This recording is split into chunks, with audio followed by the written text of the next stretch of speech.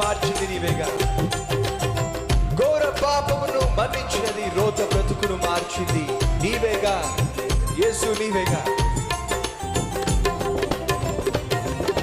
పాపము నుండి విడిపించినది నీవేగా, పరిశుద్ధునిగా నన్ను మార్చినది నీవేగా. పాపము నుండి విడిపించినది నీవేగా, పరిశుద్ధునిగా నన్ను మార్చినది నీవేగా.